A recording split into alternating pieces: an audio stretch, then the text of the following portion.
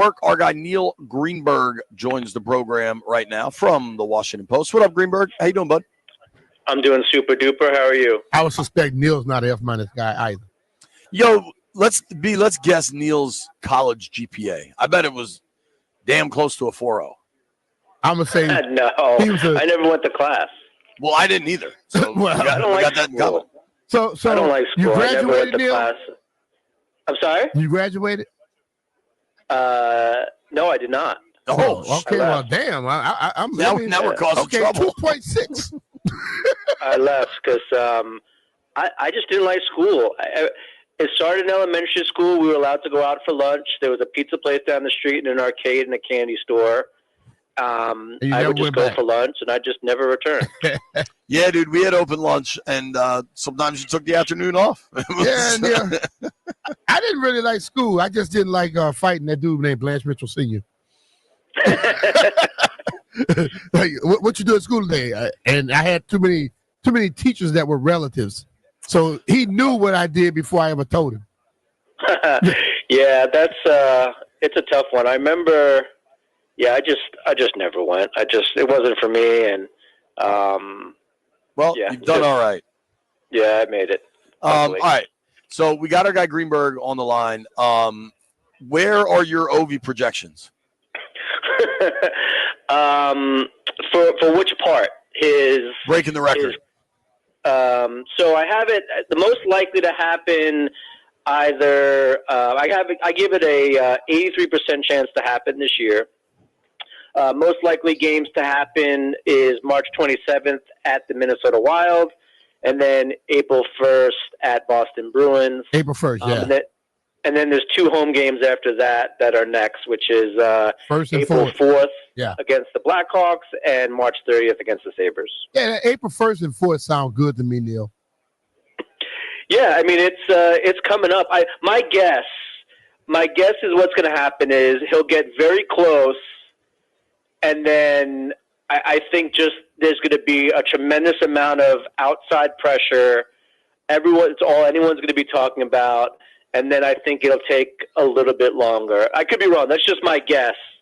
The scrutiny is going to be unfathomable. It's all anyone is going to be talking about. But I think he's going to get close pretty soon. Yeah. I mean, he's scoring at a hell of a clip here. And we just heard that he has scored. He just hit 30 goals, and that's his 19th time in 20 years having 30 or more goals in the season. Yeah, I mean, he's been the best goal scorer ever in hockey for a long time.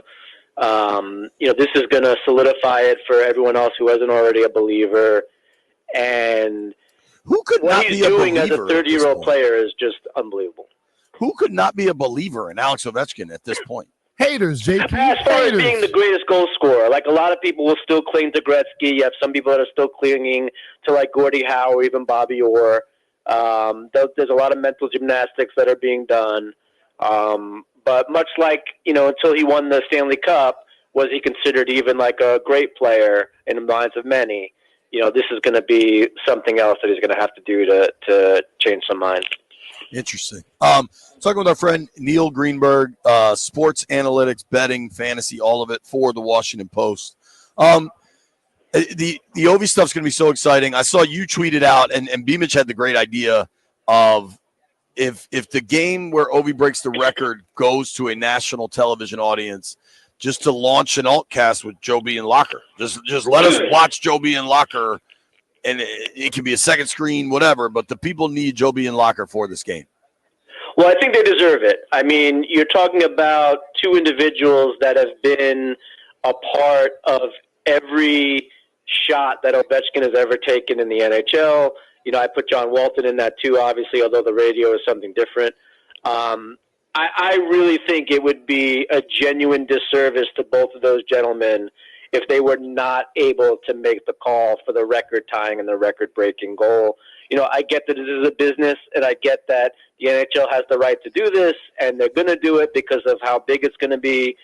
But there has to be a way to get those 2 men involved.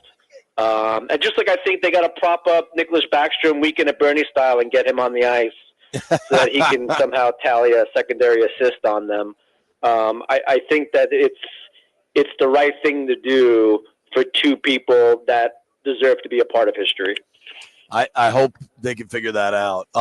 Let's switch gears. I'm out in Indianapolis at the scouting combine. We heard from Adam Peters yesterday. I think there is a real misunderstanding at home that people are like, I don't understand how people land on this idea that Washington wasn't aggressive last year and they're not going to be aggressive now. They signed a ton of people. They cut a ton of people. They overhauled a roster. Then they go and win 12 games while making 4 or 5 actual trades over the course of a season. Adam Peters doesn't talk about trades and all this stuff, but I think any notion that they're not considering every possible move, large or small, to improve this football team is asinine. Yeah, I mean, you can't look at what they've done and say they're going to be passive or they don't understand the landscape or they're not good at team building. I mean, that's just ridiculous. They're smart about it, and maybe it's because we're used to this team winning the offseason in terms of big splashes and big spending, et cetera. But they were able to bring in impact players. And that's exactly what you want from your organization. It's not necessarily, getting the biggest name player. It's getting the best fit. Yeah. And, you have to give this front office the benefit of the doubt to do the right thing. They obviously know what their needs are. They obviously know who's available and, what the combine, the draft, et cetera, look like. So I think if you're shortchanging them now, that's on you being foolish. That's not that's nothing the front office has done to give you that notion. As a matter of fact, it's quite the opposite. I think they've done a really good job at this point. You watch Peters. I'm sure you watch a lot of different general managers and stuff out there. What kind of grade would you give him? Oh, I think you have to give him an A. I mean, you have to give him an A because he brought in players that made the team better. He brought in a coach that made the team better. He drafted a quarterback that was Rookie of the Year. I mean, there really wasn't very many moves that didn't work out, and the ones that didn't work out weren't deal breakers, right? I mean, like, this team still had a tremendous season. So, I mean, how could you give him anything less than an A? Yeah. Totally. I mean, just for not messing it up and taking Jaden, you get an A. You're just like, hey, you could have done a bunch of different things. You didn't. You took the best player. And, just on that, you get an A. And everything after that is great. I think we're in this fantasy football mentality where if it's not a blockbuster, then you didn't do your job, or people don't understand it because they're not familiar with the players that are in that second and third tier enough. And this is all about fit too. I mean, you got to get you got to get a good player, but you can also get the right player in the right situation, and then they become good. And I think that's really where this front office can shine. How long does it take people to just get over what they have experienced? Because I think that's what it is. You watched last year, they did everything opposite of what had been done before, but people still look at it like what was before. Yeah, I mean, they think that the Snyder stink stays on it for a while. And, I get that there were carryovers from the previous regime, but, we talked about this earlier in the season. I mean, this wasn't the same team. It wasn't the same people running the team. And, at some point you just have to let go of your prior convictions. Well, and, I think that's where we're at right now. I totally agree with that.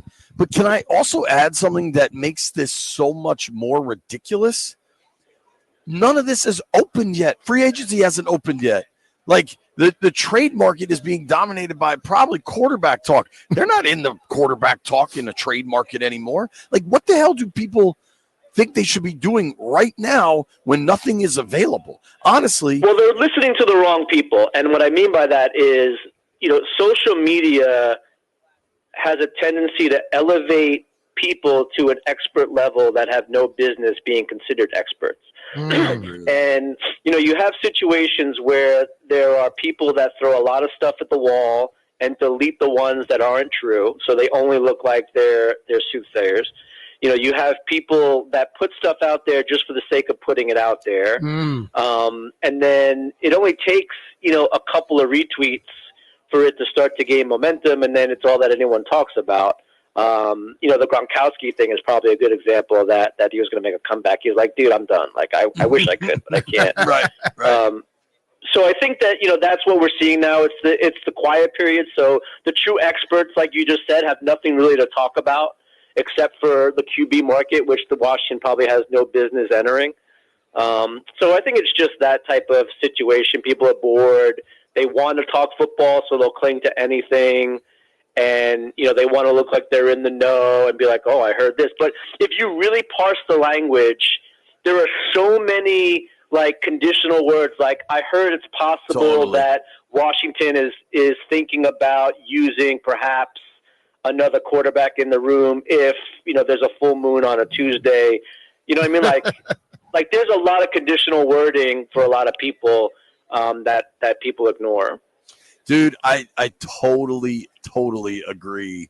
And we actually started we started the show. I don't know if that was last week, but kind of taking apart some of these so-called reports where there was one, I can't remember who the receiver was, but it was like, well, here's what we know. Cooper Kupp has asked for a trade. We know that. And what else do we know? Washington only has 2 receivers under contract. Like, those are the only facts. But then they put them two together. Somebody said it on ESPN or NFL Network, and they're like, oh, my gosh, they're reporting Washington's going after Kupp. Like, nah, dude. All they said is Kupp wants out, and Washington could use wideouts. But that bridge you have built in your mind doesn't actually exist. At all. Yeah, and but they wanted to, I guess. I mean, I saw Josh Allen for Jamar Chase. Not Josh Allen, Jonathan Allen for Jamar Chase, being talked about. And I'm like, whoever put that out there is a straight idiot. Just think about that. But again, I mean, it's all about headlines, right? Like, that's kind of the society that we're in now. We read headlines, we believe headlines, and then if you actually dig deep into articles, I've read a lot of stuff where it's like, so-and-so is looking for a quarterback. And then you read it, and it's like, yeah, we're going to look at the market and see what's available, but we really like the guys that we have. Right. And, it's like, well, the headline is, it's all clickbaity type stuff. And, that's where we're at right now in this kind of sleepy season. I don't understand how people are like, yeah, Adam Peters has to prove he's aggressive and not just sit back.